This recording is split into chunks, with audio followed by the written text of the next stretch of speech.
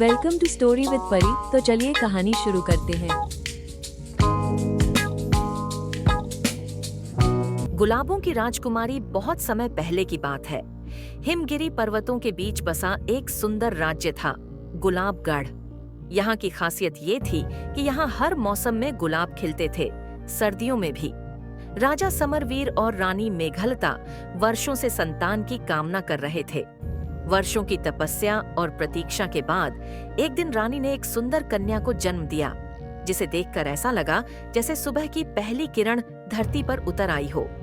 उन्होंने उसका नाम रखा आरुषि, क्योंकि वह न सिर्फ सुंदर थी बल्कि भीतर से भी उतनी ही मजबूत थी। पूरा राज्य उत्सव में डूब गया। राजा ने 7 परियों को बुलाया। वे परियां जो प्रकृति, संगीत, भावनाओं और स्वप्नों की रक्षक थीं। वे आईं और बारी बारी से आरुषि को वरदान देने लगीं। पहली परी ने उसे अनुपम सौंदर्य का वरदान दिया। दूसरी ने ऐसा सुरभित स्वर दिया जिससे पक्षी भी मोहित हो जाए। तीसरी ने चाल में ऐसी लय दी जैसे हवा में नृत्य करती हो। चौथी ने उसे ऐसा कोमल हृदय दिया कि वो हिंसक पशु को भी दया सिखा दे। पांचवी ने उसे तीव्र बुद्धि दी जिससे वो सबसे जटिल पहेलियां सुलझा सके।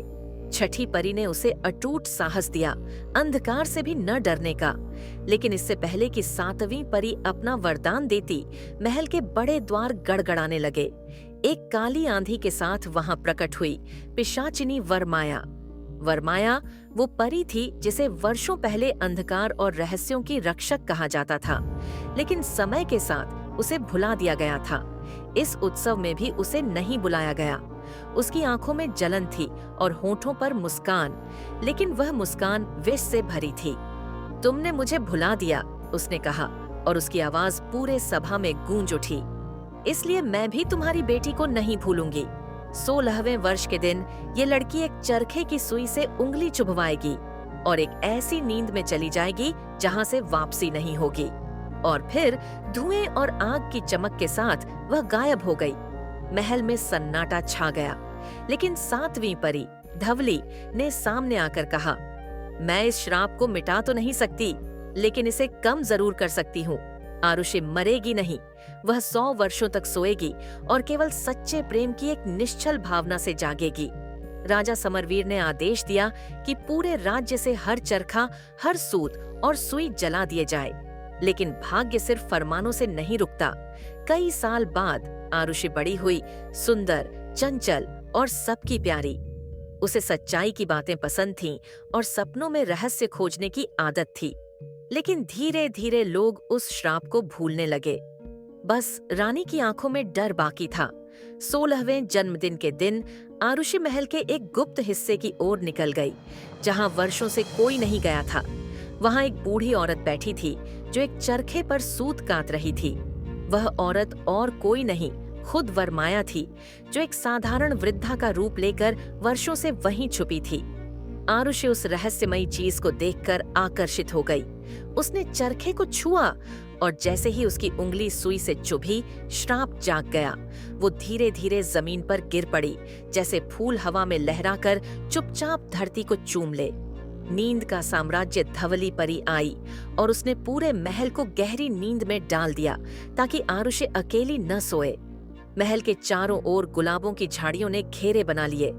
गुलाबों में कांटे भी थे और उनमें जादू भी। कोई भी भीतर न जा सके। 100 साल बाद बहुत दूर के एक राज्य से एक राजकुमार आया, यशवर्धन। वो साहसी था, पर दिखावे से नहीं। उसने दुनियादारी छोड़ रखी थी। उसे सच्चाई की तलाश थी, ऐसा प्रेम जो बिना शर्त हो, बिना अपेक्षा हो। जब वह गुलाबगढ़ पहुंचा तो जादुई गुलाबों ने उसे रास्ता दिया, क्योंकि उसके हृदय में छल नहीं था। वह महल में पहुंचा। चारों तरफ सोया हुआ राज्य समय जैसे ठहर गया हो। वह आरुषि के पास पहुंचा। उसकी सांसें थीं, पर नींद में डूबी हुई। उसने उसका हाथ थामा और उसकी भौहों पर एक कोमल चुंबन रखा। आरुषि की आंखें धीरे धीरे खुलीं, जैसे सितारे आंखों में उतर आए हों। नई शुरुआत, महल जाग गया। चारों तरफ रोशनी फैल गई। फूल फिर से महके और पंछी फिर से गाने लगे। आरुषि और यशवर्धन ने एक दूसरे को देखा। वो प्रेम जो पहले दिन से था, पर बिना कहे। उन्होंने विवाह किया, इसलिए नहीं कि कथा कहती है, बल्कि इसलिए क्योंकि दिलों ने चुना। अंतिम संदेश ये कहानी सिर्फ प्रेम और जादू की नहीं, ये प्रतीक्षा की भी कहानी है, विश्वास की है और उस सच्चाई की जो समय से परे होती है। आरुषि और यशवर्धन ने सुखपूर्वक नहीं बल्कि समझदारी, समर्पण और सच्चाई के साथ जीवन जिया। क्या आपको ये कहानी पसंद आई?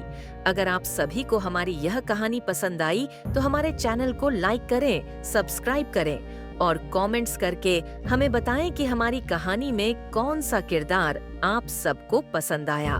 धन्यवाद।